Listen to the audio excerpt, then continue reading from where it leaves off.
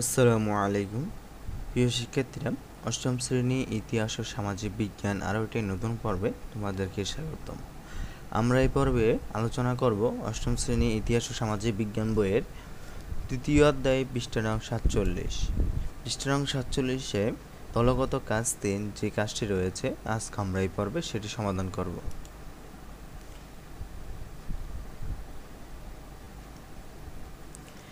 আমরা দলগত কাজটি করে বুঝতে পেরেছি বাংলাদেশের মুক্তিযুদ্ধের সঙ্গে পৃথিবীর বিভিন্ন দেশের স্বাধীনতা সংগ্রামের মিল আছে। সবাই শোষণ ও নিপীড়ন থেকে মুক্তির জন্য শাসক বা শোষকের বিরুদ্ধে লড়াই করেছে। বঙ্গবন্ধুর মতো আমরা নিজেরাও শোষিত পক্ষে একাত্মতা ঘোষণা করব। আমরা প্রত্যাশা করব একদিন মানবতার জয় হবে, সকল ভেদাভেদ দূরে ঠেলে দিয়ে মানুষের জয় হবে। আমাদের মুক্তিযুদ্ধ আমাদেরকে সেই শিক্ষাই দিয়ে গেছে। দলগত কাজ 3। দলগতভাবে আমরা আরেকটি কাজ করব। আমরা এর আগে ক্লাসে 1 বা 2টি অন্য দেশে যুদ্ধ সম্পর্কে বিস্তারিত খুঁজে বের করেছি। এখন একটি দেশের স্বাধীনতা যুদ্ধের প্রেক্ষাপট ও ফলাফল অনুসন্ধান করব। আমরা অনেক তথ্য বিগত ক্লাসের দলগত আলোচনায় খুঁজে পেয়েছি। এইবার প্রয়োজনে আরও একটু ভালোভাবে অনুসন্ধান করব।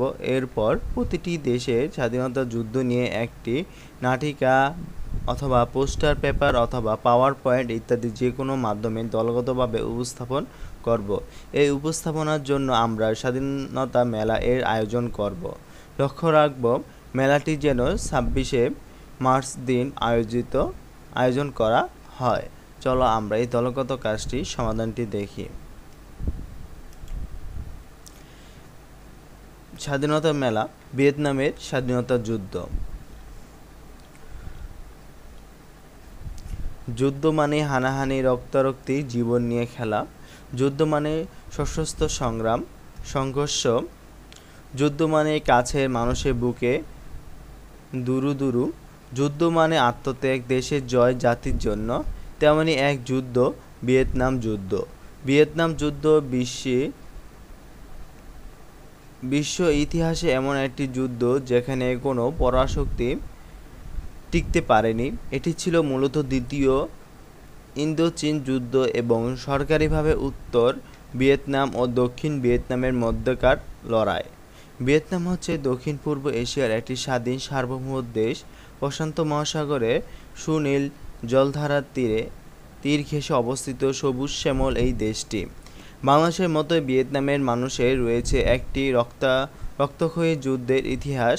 দীর্ঘ কয়েক দশকের সংগ্রাম আর নানার ত্যাগ তিতিক্ষার মধ্য দিয়ে ক্ষমতালোভী শাসকদের বিতাড়িত করে স্বাধীনতা অর্জনের ইতিহাস। যুদ্ধের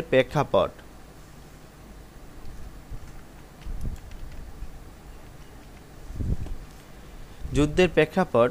ভিয়েতনামে ফরাসি উপনিবেশিক শাসনের বিরুদ্ধে স্বাধীনতা আন্দোলনের মাধ্যমে মূলত এই সংঘাতের সূচনা ঘটে।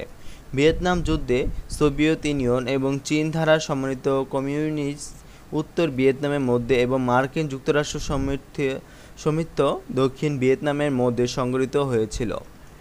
রক্তাক্ত সংঘাতে মূল ছিল ফরাসি উপনিবেশিক শাসন এবং কমিউনিস্ট নেতা হো চি মিন দ্বারা চালিত একটি স্বাধীনতা আন্দোলন।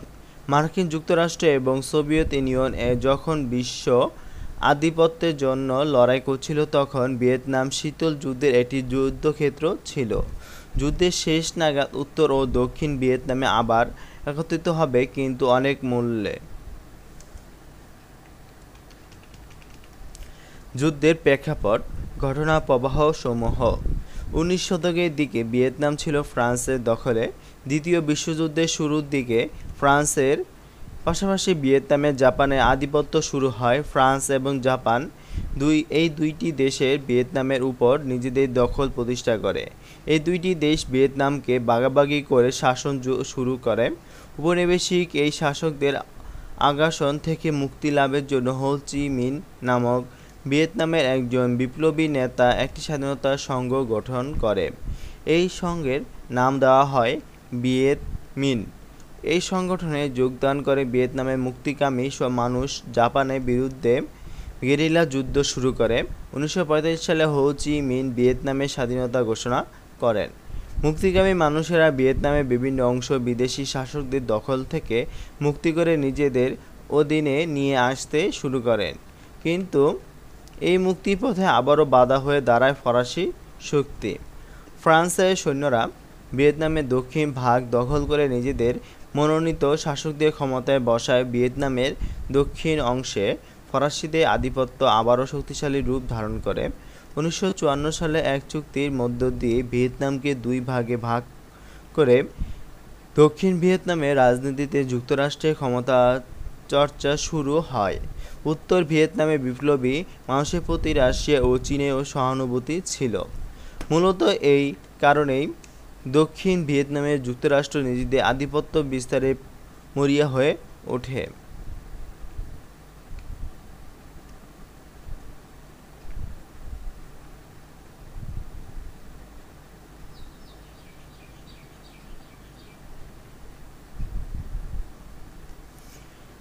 রাশিয়া, তৎকালীন সোভিয়েত ইউনিয়ন এবং যুক্তরাষ্ট্রের মধ্যে ছিল বেশ কিছু আদর্শগত দ্বন্দ্ব।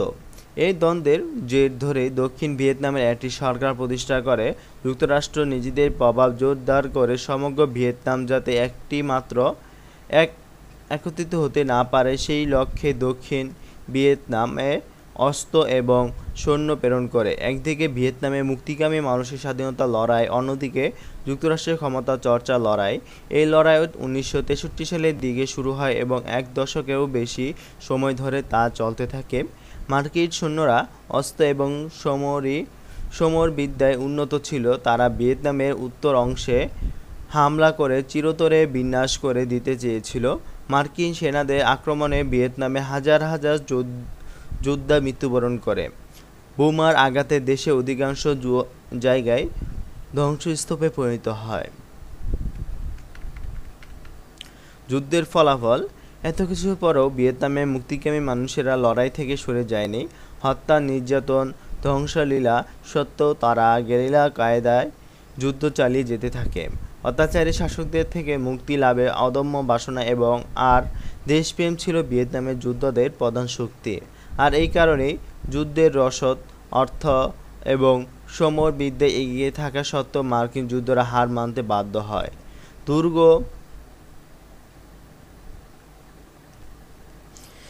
দীর্ঘ রক্তক্ষয়ী লড়াইয়ের পর ভিয়েতনামের মানুষেরা বিদেশি শাসকদের আধিপত্য থেকে মুক্তি লাভ করে উত্তর দক্ষিণ অংশ একত্রিত করে স্বাধীন সার্বভৌম ভিয়েতনাম রাষ্ট্র প্রতিষ্ঠা করে।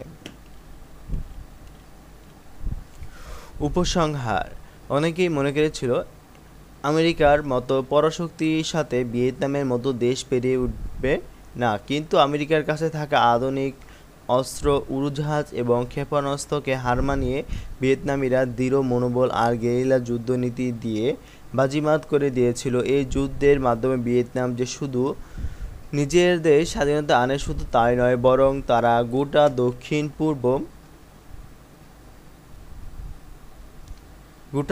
পূর্ব এশিয়ার মুক্তি সূর্যোদয় ঘটায়।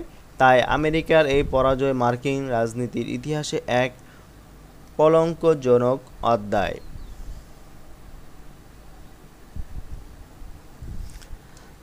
আমরা এই পর্বে পৃষ্ঠা নং 47 যে দলগত কাজটি রয়েছিল সেটি আমরা এই পর্বে সমাধান করিয়ে দেওয়া হয়েছে।